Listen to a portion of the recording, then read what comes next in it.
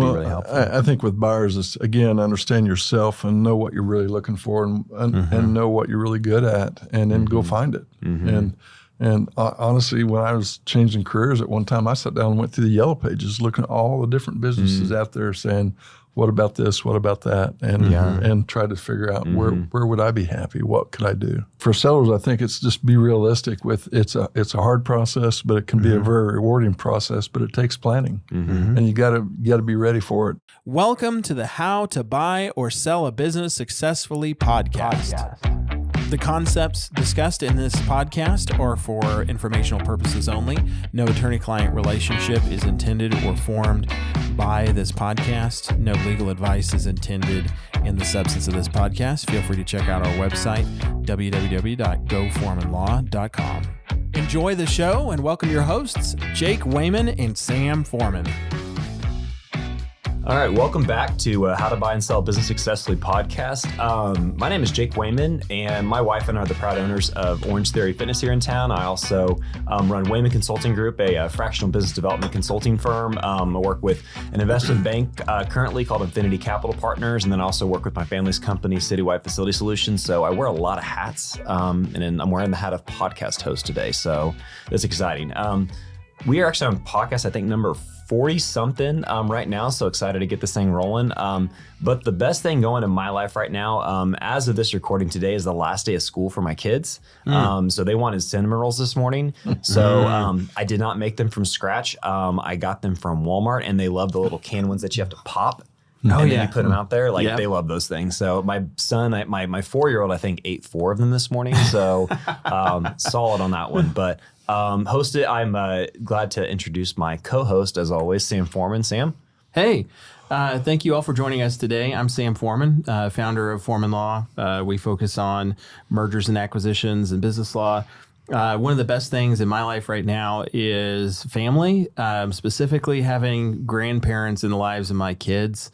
My wife and I had a business trip to go on, and we were able to drop the kiddos off at Graham and Gramps' house, and they had a blast, and we were able to focus on stuff. And it's just so nice having that support and family to help you with things. So, and we are joined today by John Wadsworth.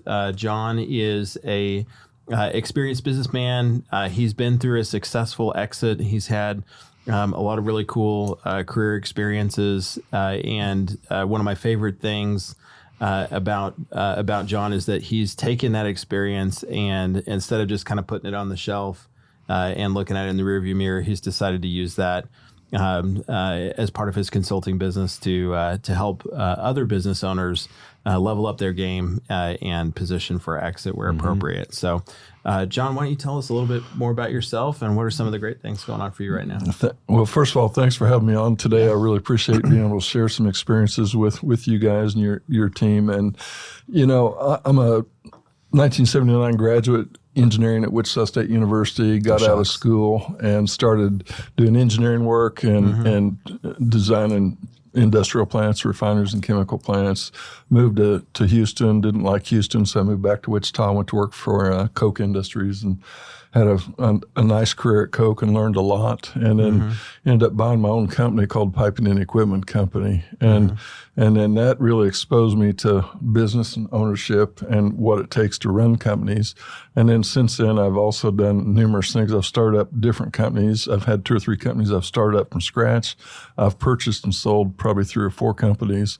And then with my main company, Piping and Equipment, turned that into an ESOP, which I really wanted to reward the long-term employees that were there that helped create wealth. And it's neat because today I'm retired. I've been retired fully for 2 years, and I have a business partner, Larry Van Horn. He and I started up a small company to help business owners out called Strategic Value Partners. And we meet with small business owners and sit down at the table with them and just say, hey, what's your goals? What are you trying to do? What kind of problems do you have?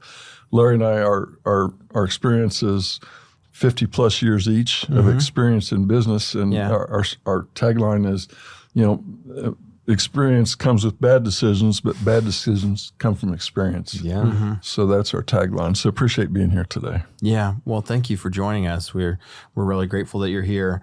Tell me a little bit about some of the things that kind of led you to get into business ownership in the first place. Why was that an important part of kind of your path for you? Well, I think at Koch Industries, I had a great education, and they really challenge people, and they educate people a lot. And it's a great place to work, and had a great 16-year career there, ups and downs, as everyone has. And I started looking at it saying, I'm tired of traveling. I'm tired of working in the big company, and started looking around at some smaller companies and said, I think I could do that. And so it took me about 6 months to a year, but I found a company, and I liked the company, and it fit my background of what I liked and what I did. And the owner happened to be in his late 60s, early 70s, and said, I want to sell. And so we put a deal together, and kind of the rest is history. I bought the company and ran it for 16 years and then sold it to an ESOP. Yeah. No, that's great. That's great. What was, when you were looking at that business and you were thinking about, hey, is this the right fit for you? What were some of the things that you identified in the process that helped you feel confident that, hey, this is something that's going to work? That's going to be a good fit? I think you got to look at your own background and say, what are you really strong at? We're all very good at certain things. I was an engineer, so I learned how to solve problems. I was also a very good learner. I learned a ton of stuff and learned about business through Koch Industries. And I had a good business background. I said, I think I can run a company. I can be a leader. I'm an Eagle Scout. So that, again, shows some leadership capabilities. And I just thought, I can do this. And so financially, I had the wherewithal to purchase the company. And then I took and grew the company extremely a lot. And that's, again, through hard work and experience and surrounding yourself with good people. Well, and you mentioned that the gentleman you bought it from was 67 years old. What did that transition look like when you coming in? Because you hadn't been working there. You were outside of the company and coming into that. What does that transition look like? Well, it's different in every company, I think. And honestly, I did a whole lot different than what we did at Koch. Because when Koch bought a company, we had a bench of people that we put into that company and turned it into a Koch company. I bought this company. I didn't have a bench to bring leadership in. So honestly, I made the changes slowly over time, whereas most of the time people will come in, and if it's a bigger company buying a smaller company, it changes overnight. Yeah. And so I just knew I had to have people that were good hard workers and smart and knew the business and challenge them and help them do the best they can do. Yeah. What was, kind of two-part question, what was one of the mistakes you made early on that you wish you could go back and change? But what are one of the better decisions you made when you first purchased the company? Well, I made a real mistake when I bought the company, and I had advisors that helped me, but we all just missed the big issue. And honestly, I bought a union construction company, and I'm not against unions, but unions have a pension fund that's unfunded, and business owners are liable for that unfunded pension. Okay. And so all of a sudden I had bought a company and had a massive liability that I didn't understand or know I had. As it turned out, that didn't hurt me, but it could have. Yeah. And that's a significant deal. And that's why I've learned the hard way, and we all make mistakes, but you learn from it. And I want to help people to not make the mistakes I've made. Yeah. So, cool. But luckily there, and I had advisors, we just all missed it. Just missed it, yeah. Just all missed it. So no one could point the finger at, but they put it with themselves and say it was me. Yeah. No process and no team is perfect. But I like what you said about being able to take those experiences and help people. One of my favorite things, so I'm not originally from this community, but one of the things I've really enjoyed about being here in Wichita, one of the things I love about being a Kansan in general is how much people care about community and how open, how willing to share, how willing to connect they are and willing to invest in each other. And I think that's one of the things I'm most excited for when I look at, the number of people that are looking to buy or sell businesses over the next couple of years, is that I feel like there's more community, there's more connection going on there than there has been in the past. So that people have greater access to being able to connect with somebody like you, for example, who's going to be able to help them accelerate, their learning, vastly improve their outcomes. And so I'm excited to see that stuff, and I'm grateful that you've decided to take that experience that you have, and that Larry's decided to do the same and be willing to share that with people. I'm curious about, like, when you bought the business, did the sellers seem like they had their stuff together, like they were ready to have a productive transition, or was it something where it was, what we often see, which is somebody's just kind of tired, worn out, and they're like, "Hey, I'm done. Like, somebody want to buy this?" Where did it fall on kind of the spectrum of things? A little bit of all the above. I've seen companies where the owners just ran it and never changed anything and ran it into the ground, and then they sold it, and it was really worth not much. Yeah. And I've seen owners that have tried to stay up with times and improve things and get things better, and that's where people really create value for themselves and their company. Right. But P&E was a company that had been well run, had a great reputation, and I checked all this before I bought it. It's one thing I didn't miss, was the reputation was very good. But they just hadn't invested the way that I thought they ought to invest. And to be honest, too, coming out of a big company like Koch Industries where you have tremendous resources, you go into a small company that has no resources. And so decisions are different. Decisions are different. But it was a great company, and I was able to get in there, and over time really made improvements. So I'm proud of the fact that for 16 years we had our ups and downs, but we grew it and did well, and a lot of people had a good life and career working at P&E. No, that's terrific. How'd you make the adjustment from, Coke, multi-billion-dollar company, to P&E that was a few $1 million company from a revenue standpoint? I mean, the from resources. I mean, now you don't have a bench. I mean, you're probably wearing the CEO, COO, CFO. You probably had some of those folks involved, but you took it all on. It's a challenge, but business is business. And so I had a great education working for a big company like Coke, and had a lot of great responsibility and a lot of great people and mentors there. And I just took all those experiences, and like you said, now it's my decision. And back then, hiring a $100,000 a year employee was a big decision. When your company's only making $300,000 or $400,000 a year, that's a pretty big decision. And at Coke, you'd go out and hire new people, and you thought about it, and you had to create value, but it was a lot less stressful. I would say.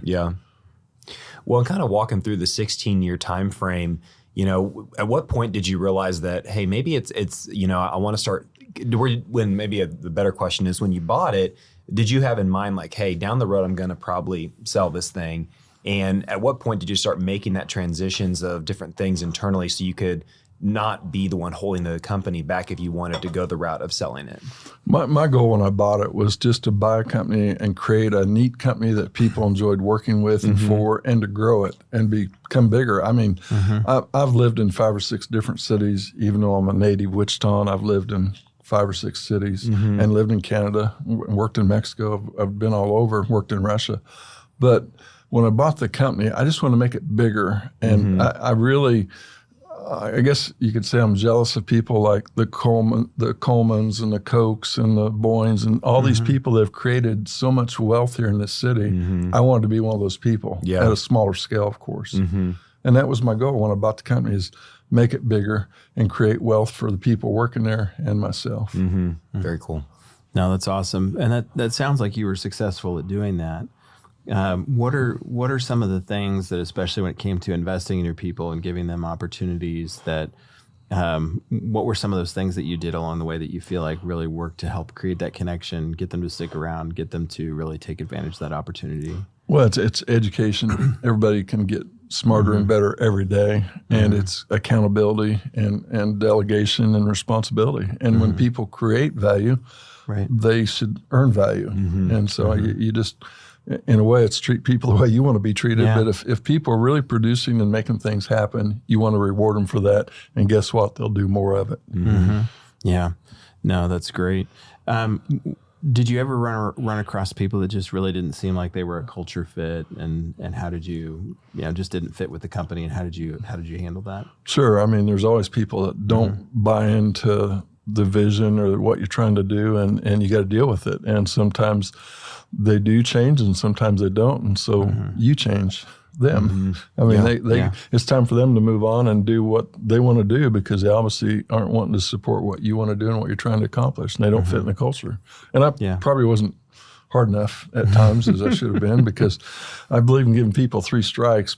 I'm not a baseball player, but I know on the 3rd strike you're out. We all make mistakes. We all make mistakes. Well, that's one thing, as being a small business owner now. I mean, running the business. I mean, running a business is difficult, but people are probably the hardest part of running a business. I feel because you're dealing with emotions, you're dealing with their families, their backgrounds, everything, and we're working with people. It's like you want to. You believe in them, you want to invest in them, and it's like I just feel like people is probably the hardest part of any business. It feels like it's the most critical part of any business, and you're right, Jacob. It's a really hard part because you do get to be their friends, you do care about them and their families, and when you got to make those hard decisions, it's a little bit harder because you are friends or you're friends with the family, but that's part of business, and people are the most critical asset of any business. Yeah. Now, when it came to your family, was any of your family involved in P&E as you were running it?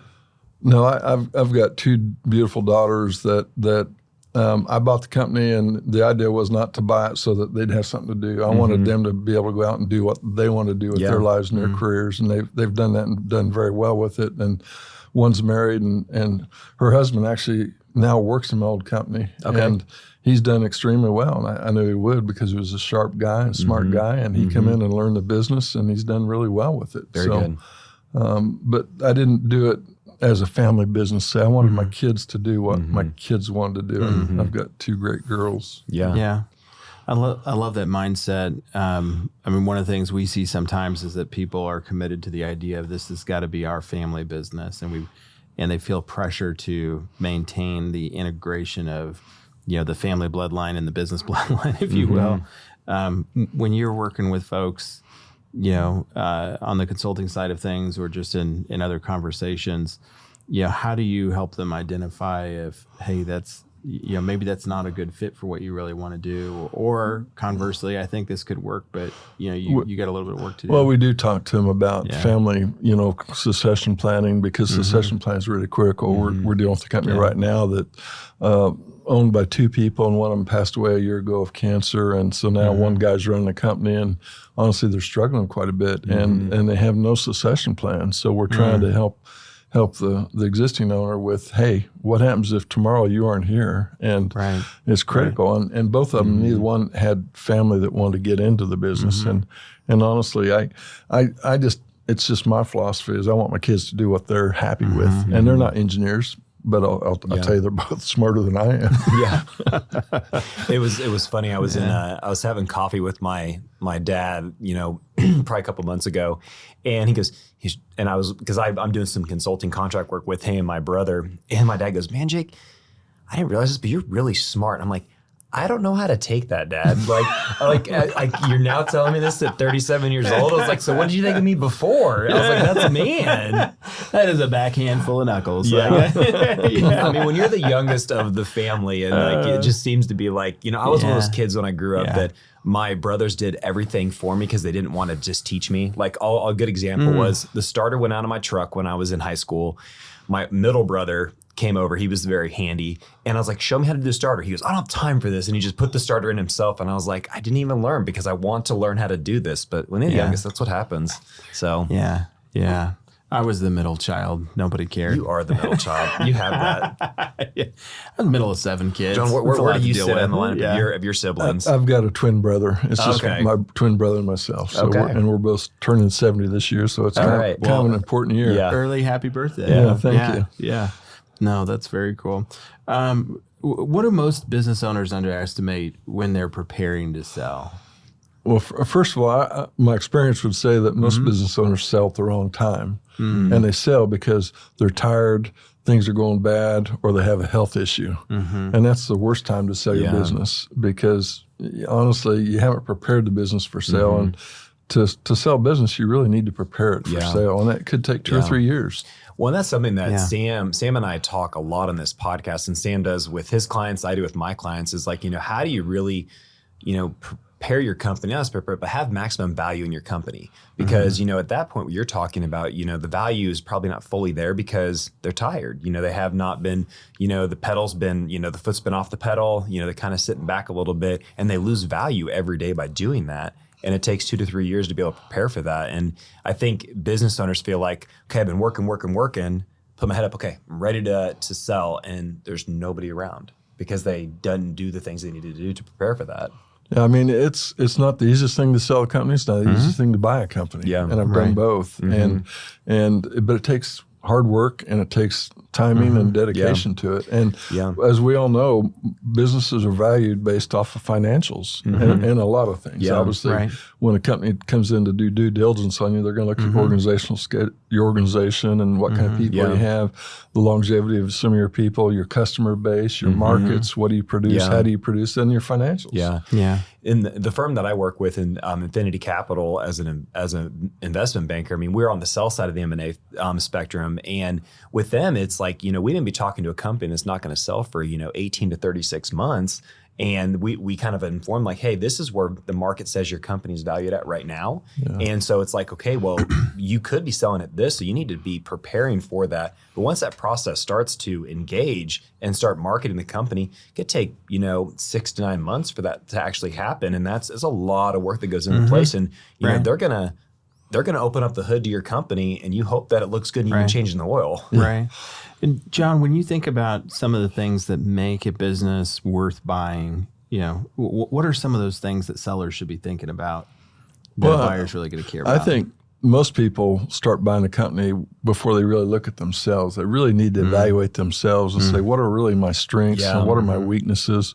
And what do I really like and what I think I'm good at? You better understand yourself as good as anything before you go out and buy a company, because honestly, most sellers are evaluating you as the buyer also, and that's got to click also. So if you do not like coffee, don't buy a coffee shop. If you do not like donuts, well, I would eat the inventory. Never mind that. So. See, but that's the thing. Is like somebody asked me when with Orange Theory, they're like, would you ever go buy like a Freddy's and everything? I said, I love Freddy's, but I own a fitness facility. So I don't know if that would actually bode well to own a Freddy's and also a Orange Theory, but Circle of life, my friend. Yeah. John, what are some of I love that comment about, people really needing to know themselves, because business ownership, especially through the acquisition process, is a huge commitment. Not only in terms of time, talent, but also your resources. And you can commit your family to 10 to 20 years of financial obligations that can change your story for the good or bad. What are some of the other things that once people really feel like they've got, a good handle on themselves that a buyer is going to be looking at to determine, hey, is this business worth having? Well, I think they go out and figure out what is the business, what drives the business, and what's business in business for? It's to make a profit, right?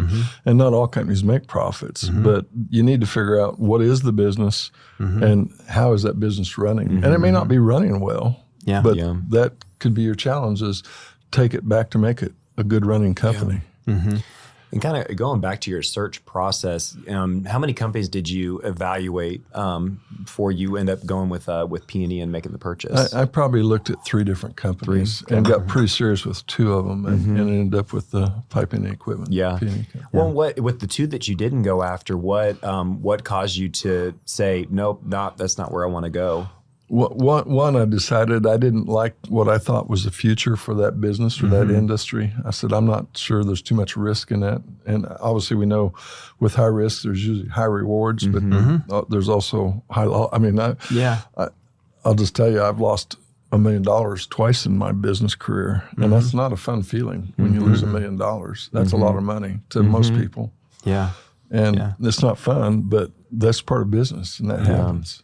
Well, and kind of on that, it's like, I know we're talking more like M&A, but losing $1 million, I was like, how'd you bounce back from that when that happened? Because that can be detrimental to, your own, your own well-being and everything too, from a mental standpoint. Well, it's very hard, but you just got to be. I'm a positive person, so you just got to be positive. And at the time I lost my first $1 million, I luckily had another project that I was making over $1 million on. So at the end of the day, I balanced out. Although I looked at it like I could have been $1 million richer. Or actually $2.5 million richer, but I wasn't. But you just got to be positive and look at it and learn from it and guarantee. And I had some people telling me, hey, you need to do this and do that. And of course I didn't listen to them. And at the end of the day, it was not much fun. Well, I think there's a really good takeaway for listeners in that of, when you're making some of these decisions, especially on the buy side, you got to be really careful about what your risk tolerance is and what your blend is, because if you put all your chips in, I mean, you need to be, pretty conscious about what your risk is versus if it's like, hey, I've got, this bucket of stuff that's going to take care of me over here. If this doesn't work out, I mean, that's a much different play for, for you and your family than, saying, hey, I'm all in on this, and I am all in. Right. But when you've looked at businesses and worked with folks, I mean, one of the things we see a consistent theme is what is the leadership team like?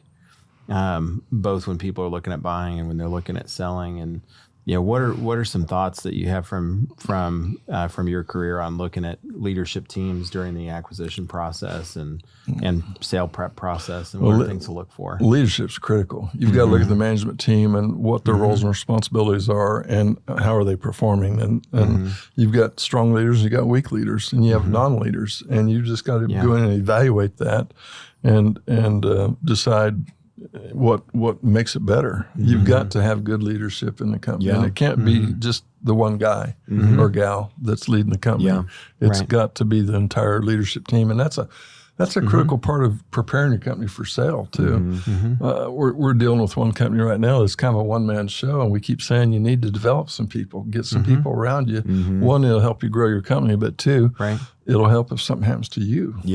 I interacted with a small business who was looking to exit, and he's in his 60s, and he was the one who had all the relationships. All of his contracts were on handshakes, and he was like, "Well, I got value here. This is a great company," and it was a great company financially, but when he would sell to somebody else, how does that value get transitioned and transferred over? And we talk about a lot of like, how do you build a company that can transfer value to the next leadership team, the next buyer? And especially in your situation, when you went ESOP, you had to establish and build a team that when you walk away, it wasn't somebody buying it in, it was your current leadership team taking it over. You hit it on the head, Jacob. If you have a one-person show and that one person's the reason of the business, that's going to should turn up in due diligence so fast that most buyers will run away. I had a great friend I went to high school with that had his own company here in town, and he was kind of a one-man show. And Don, what's going to happen when you retire? All the contracts are because of you, and people know you, and they call you. You need to get other people out there. Jake and Sam here. Thank you for joining us. If you find this content helpful, please like, subscribe, share it with a friend, and especially leave us a 5-star review on Spotify or iTunes. Really helps us out a lot. Yeah, 1 star, it's on Sam. Yeah, it's definitely on me. Yeah. If somebody's looking at their business and they know they want to sell, or they know that that's coming up, and they don't have that leadership team in place, well, obviously they should reach out to you. But how much lead time does something like that take for some businesses to really, if they're going from that, hey, all the value is tied up here, it's one person, I'm the owner, and everybody's calling me, versus having a good management team that they can kind of transition to a buyer? How long does that take to build? It easily could be 6 months to a year or longer. Like Jacob said a while ago, you've got to prepare your company for sale, and part of that preparation is looking at your organizational structure, looking at your customer base, looking at your operations, looking at your financials. Right. Because if you're the owner and you haven't been developing that team, you've got to take time away from operations, away from sales, away from whatever else it is that you're doing to find those people, vet them, train them, and you may not get it right the first time. Well, it's all about delegation, and I always tell people as they get promoted, move up the ladder, corporate ladder, if you will, you've got to be able to delegate. You may have been really good at being an engineer, but now you're a manager, so you shouldn't be doing a whole lot of engineering. You should be managing, leading people. Yeah, and that's where, like in some organizations, is your top salesperson's probably not going to be your best sales manager. Right. I mean, and then you have to and understanding what qualities do they have, and leadership is, it's a different mindset when it comes to managing people. There's just so much there when it comes to that. Well, I love what you said earlier about you really got to know yourself. And sometimes people don't develop those mentorship relationships, those advisor relationships, whatever those those coaching relationships that they really need to put themselves in a position to kind of get that reflection back to themselves from somebody that's not just going to put a rubber stamp on every decision, but it's going to be like, hey, I think you're missing the point here. Or you say you want to exit, but I don't see any of the things coming into line that are going to help you feel really good about what that is, because you are going to exit your business someday. Yeah. Like someday will be your last day as an owner, and some people it'll be feet first, and some people it'll be, it'll be a celebration because they did the work, they put themselves in position to have something that somebody wanted to buy. Well, and John, when you were getting ready to, you probably mentally made the decision, hey, it's time for me to transition out of P&E. When you started evaluating the different options out there, did you look at, outright exit, selling to private equity, ESOP, and you ultimately went ESOP? But what was that thought process as you were going through when you were saying, hey, I think I'm ready to start preparing my business to transition? Well, I did all the above because there's a lot of different ways to exit a business. And so I looked at an outright sale. I looked at bringing in private equity. I looked at ESOP, and all of them had their pluses and minuses, and each purchase sale process is different. Obviously, in private equity money, there's going to be a lot of challenge and pressure to perform and make profits. With an ESOP, it's very expensive to create an ESOP, but it really does reward the long-term employees that helped you get where you got to go. But then they have to continue performing. And with an ESOP, the best ESOPs are the ones that continue to grow. And honestly, what sold me on the ESOP is the fact that corporately, we didn't pay taxes any longer because all that tax money gets taken from the stockholders when they sell their stock. So that gave the corporation that much more capital to invest in growing the company. And that's why most ESOPs start smaller, but they continue to grow and get big. And there's a lot of really nice ESOPs in the Wichita area. Well, from just the outside looking in, it seems like P&E has done well since that transition. I should have left earlier. Yes. Okay. But we've had a lot of change too. Some of the people that I picked as leaders just didn't make it and have moved on, and they're happy in their new careers, and I'm happy for them. But an ESOP needs to continue to grow. And just like in all businesses, you need to continue making profits. But you got to do that through good people and good operations and good financial control. Yeah. No, that's great. I think this is a good time for our first ever recorded audience question. So one of our audience members chimed in wanting to know, hey, how do you know if an ESOP is or isn't the right fit? And so I think from your experience, what were some of the things that helped you feel like, hey, an ESOP's the right fit for this transition for your business? Well, first of all, there's companies out there that excel in creating ESOPs, and I think you need to talk to them. And that's my advice for everybody, is you always got to go find somebody smarter than you. And there's people that help set ESOPs up. Most of them are financial companies, whether it's accounting companies or consulting companies, but go find a company that sets up ESOPs and go talk to them and say, what's it take to set up an ESOP in my company? And in my case, we did a business valuation right away and said, here's the valuation of the business we believe, and here's the ESOP process and what it would take. And I looked at that and said, okay, that's what I'm going to do. And then again, since an ESOP is heavily regulated by the Department of Labor, you got a lot of legal bills and a lot of legal documents that you got to go through to create the ESOP. And so it's a good way to reward people that have been there for a long time, but it's not for all companies. A small company of 5 or 10 or 20 people probably aren't going to be an ESOP. But if you're 30 to 100 or 200 or 300 people or 1,000 people, there's some ESOPs that are 20,000 people. Yeah, and I liked the point that you made about they need to continue to grow in order to do well. And so for folks that are thinking about, is that the right fit for your business? I mean, doing that sort of analysis of, hey, if I transition this out, how is the company going to continue to grow? What are those things that, when you look under the hood, tell you like, hey, when I, transition this out and other people are owning and running the business, what's going to continue that growth in the right direction at the right scale? And, people that've got, good experience working with businesses like you and your partner, are invaluable in that process to kind of help bring that, that unbiased perspective in. And I think that's one of the things that's really, really important is you got to, in this area, a lot of people are Midwest nice or they're Kansas nice. Be like, your baby is just the prettiest child And you really need, when you're in this process, you got to have the truth. You got to have somebody who's going to step in. You can't handle the truth. If you can't handle the truth, then you can't handle getting yourself to the best outcomes.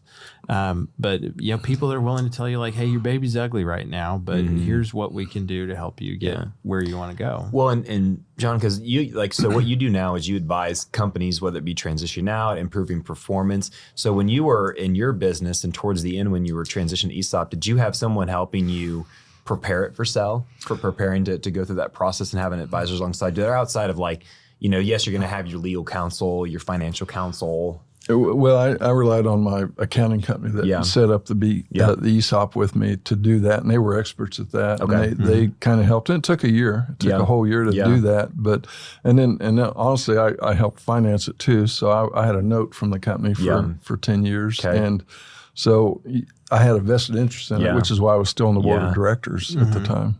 One, and on that note, when should an owner consider doing the owner financing route? Was there certain parameters that you feel that it's conducive for a person to do that, but sometimes it's not? I don't know if you have any perspective on that. Well, I do. I mean, when you self-finance, whether you're buying a company or you're selling your company, you've got to have confidence in the management team that's taking it over. And are they going to be able to perform? Are they going to be able to continue to pay me off type thing? Yeah. And it's no different than a banker or an investment advisor looking at an investment. You've got to feel good with the business, the operations, the management team, and the financials. Yeah, absolutely. Yeah, because if the value of the collateral is less than the value of the note, then your management team is your collateral. Yeah, that's right. Yeah. No, that's great.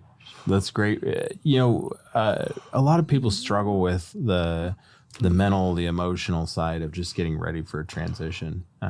It's hard to think about. So much of their personal identity is engrafted with the business. And I think sometimes that causes people to kind of put off some of those big decisions about, I don't want to think about transitioning, this to somebody else, or I don't really want to think about taking those big steps because that's going to just make it that much more real that my last day's coming here. How do you encourage people or help people when they're thinking about transitions to just even identify that and then start working through it? Well, as you know, dealing with sellers, it's hard because every seller thinks their business is worth more than it's worth to the buyer. Right. I haven't seen a business yet that sold for more than what the buyer wanted for it. I've seen it happen once.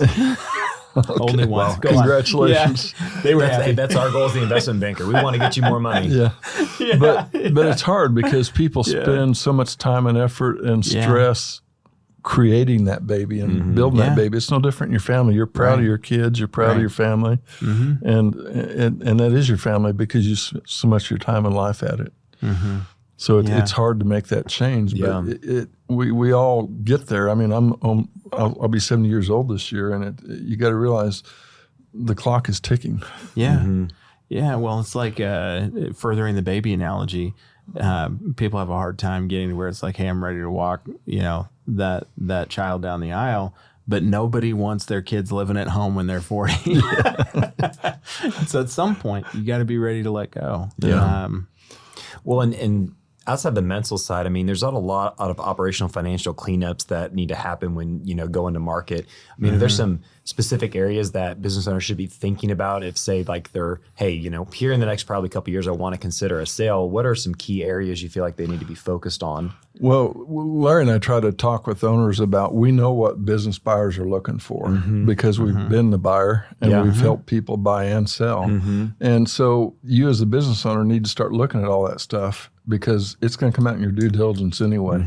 And so if you're prepared for it, it's a whole lot smoother process and the results are probably better. If you're not prepared for it, it probably won't be a very good process. So on that note, like what are like the top 3 to 5 things a buyer's looking for when they're evaluating a company? Got to have great financials, and not all financials are accurate or right, and some people think they are, but they're not. And number 2, you probably your customer base and your product that you produce. I mean, that's what business is about, right? You produce a product or a service that someone's willing to pay you for. And so you've got to make sure that you've got that. And then your organization, do you have good leadership? Do you have good management? And there's a real difference between leadership and management. Yes, very much so. And I taught that class at Wichita State, and there's a huge difference between leaders and managers. But in most businesses, you need both. And you as a business owner, you're the leader, but you need to have good managers helping you create things and make things happen. Yeah, for sure. For sure. A lot of times sellers are tempted to sort of slow down as they get to the finish, and they might scale back what they're spending on marketing or sales, or maybe let that equipment go a little bit longer, between maintenance cycles or whatever. What are some things that you do to try to help people think about, like, hey, run through the finish line, finish strong? All we can do is talk to him and advise him. I'm working with one guy right now that pretty sure he's going to sell his company in 2 or 3 years, and he thinks he'll get $6 million for it. And he's pretty confident in that. We've looked at it, and I think he will get $6 million. I said, but if you could sell it for $9 million in 3 years, why don't you do that? Yeah. And here's how you do that. And he said, "Ooh, that's interesting. I'll think about that." But at the end of the day, he doesn't want to work harder and doesn't want to do it. So I said, that's Okay, fine. then, so $6 million is going to be your number. $6 million is your number, Yeah. then that's fine. But I'd think you'd want to go and look at $9 million, not $6 million. Well, and that's so critical with, so many business owners just have their head down all the time working and don't ever look up and ask for not necessarily help, but more advice, insight. And I'm having people like yourself and Larry come take a look, and because they can maximize value by just making a few little tweaks, maybe it be, diversify your customer base a little bit more, looking at the equipment, your financing, maybe there's some ways to restructure it, but there's so many different things that you can do a couple different, changes could change from being a 3x multiple to a 5x multiple just by a few tweaks in there. That's right. And that's a really important part of business. And again, I learned a lot of this at Coke, but constructive criticism or critical evaluation of things, you don't want, all three of us don't want to sit on the table and think the same way. We want some challenges and some opportunities to say, what about this or what about that? And that makes the business world better. It's not just having everyone shaking their head, yes, he's the boss, and what he says is right, and that's what we're doing. Yeah, and that goes back to Sam's point of the Midwest nice. I mean, that's, I'll be like, Sam, I love Kansas. I love Wichita, born and raised here. Spent some time outside of Wichita, and I love this community. But so many times there's a difference between constructive criticism and being mean. Constructive criticism is about making someone better. And, I think that you can have a Midwest nice approach to constructive criticism but you need to be there and be real with people because you're doing them a disservice by not telling them what's going wrong in their organization or things they can alter and change. Because again, to Sam's point as always, is like when we do a transaction, you want to have a happy buyer, a happy seller, and a happy wire. I mean, you want to have all of those things happy in buyer, there. happy wire. Because again, that's what maximizes value, because you don't want the buyer to come into the business and say, oh crap, I missed that. And as a seller, you want to make sure that, hey, I'm making sure my team, my family are well taken care of. I set it up successfully for them. I just think goes back to, we need to stop being so Midwest nice and provide good constructive criticism that is there to help them. Right. That's what I like about what you guys are doing with this podcast and in both your careers is we're all helping people get better and create value. Right. Yeah. Yeah, no, I appreciate that, and same to you. And to challenge, I think, our listeners a little bit on that point, if you feel like you're stuck in kind of that Midwest nice, that Midwest, friendly sort of zone, is think about, like, are you really being kind? Because I think a lot of people confuse being nice, with being kind. And if you really care about somebody and you really care about helping them get better at what really matters to them, and something that they just don't see, and you refuse to share that with them, like, is that really a kind thing to do? It's funny. It'd be uncomfortable in the moment, I can guarantee you that much. But last week I was in some conversations with regarding my business, and I was straight up with the person. I said, stop being nice. I was like, I need you to tell me like honestly, what is like, you know, what do I need to be focused on? Stop being, and it was just, and I had to ask them to say, like, be real with me. Like, I'm done with the whole being nice and saying, oh, it's going to be okay. Like, let's talk through this and say, what's the black swan event? What is this? What is that? What do I need to be prepared for if this happens? And finally, they were real with me. And I'm like, finally, thank you. Like, it's what I needed. And so it's interesting being a business owner and growing up in a family business. You know, it's, you kind of, not say necessarily you have a chip on your shoulder, but you're like, you need people to be real with you, because it's like, time is money, and if people are nice to you, it's, you know, that it's going to hurt you in the long run. Well, I think that's for a lot of people, and I'll speak from personal experience because I've struggled with this for a long time, is it's hard to be vulnerable. It's hard to go in and be like, hey, I'm pretty sure I can't do it all, or I can't do it well, and I really need some hard feedback because it's going to tell me that I'm not doing as good as I need to do, or maybe even that I'm doing it really poorly. Yeah. And that requires a lot of vulnerability. That requires a lot of humility. But I think it also can come along with really a lot of confidence. Because I think we talked a little bit before we started recording, and you guys were doing all the mental heavy lifting on all of this stuff, and I was just along for the ride. But is that so many people, when they're getting started, they want to do it all. They're like, hey, I'm going to do my bookkeeping, I'm going to do my marketing, I'm going to do this, I'm going to do that, and I've been there. I mean, it was one of the poorest decisions I think I ever made, was like, how many hats can I wear for my own business? And I was destroying value. I mean, instead of going out and hustling and developing client relationships where I could trade my time for, you know, a couple $100 an hour, I was doing, you know, bookkeeping work because I thought I was going to come out, you know, better on the whole. You know, when I could have hired somebody for $30-$40 an hour to do a much better job than I was doing at all that stuff, and they would have been faster. And so I was just actively destroying value for my business because I couldn't get my ego out of the way, and I didn't have enough confidence to believe that, you know, and perhaps enough patience to just believe that I could actually go out and do it and trade my time for more value than I was just wasting on that. And I'm smiling because I had, when I first started Wayman Consulting Group, I was running all my events through, like Startup Grind, those sort of things. And I was doing my own bookkeeping. And then I handed it over to somebody, said, hey, you need to talk to a bookkeeper. And so I gave it to her, and she goes, what in the world were you doing? and so, these aren't even numbers. Yeah, these don't make sense. And it was like, and that was my realization of like, you know, man, like I need to, my time is well spent elsewhere doing what I can create value, not doing the bookkeeping side of it, because I did not go to school to be an accountant. I'm a sales and marketing person. Well, and to tack back to something that you said, John, that I think is so important, is that, you know, whether you're a buyer, whether you're a seller, whatever, you got to know who you are, and you got to know what you want. And like the seller that you were just talking about, that's looking at that, you know, that exit a couple of years out, you know, tell yourself honestly what you want. Like, do you want to put in the work to do something different? Are you just looking for a lifestyle business that's going to function more like a job, that you're just going to do stuff and that's your happy place and that's what you want? If it is, that's great. But be honest with yourself that that's what it is, and that's the trade you're making, and do it with clear eyes and on purpose, and not, you know, telling yourself all the lies I told myself for a long time of like, I can do everything. I can do better than anybody else. Which is only true for like microseconds at a time. Well, when John, when you're working with individuals that are looking to buy, or companies that are looking to buy or make acquisitions of other organizations, you know, what's your recommendation to them when they're evaluating a company? And what I'm asking is, like, do you have them plan for multiple scenarios? Like, you know, here's the ultimate successful scenario. Here's, like, you know, if things go completely south, if you end up acquiring this company, like, how do you help them evaluate when they're going through that process? Well, I mean, that's the economic thinking process. You've got to evaluate what's the best case, what's the worst case, and be willing to know that that's probably the best case or the worst case, and that reality is probably somewhere between that. I mean, that's just economic thinking.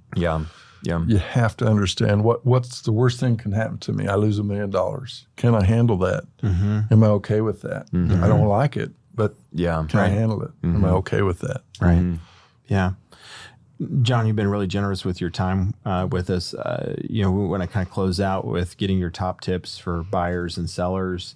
Let's go with buyers first. What would be, you know, a great tip that you'd give for for buyers if they're going to have like kind of one takeaway? That'd be really helpful. I think with buyers, it's again, understand yourself and know what you're really looking for and know what you're really good at, and then go find it.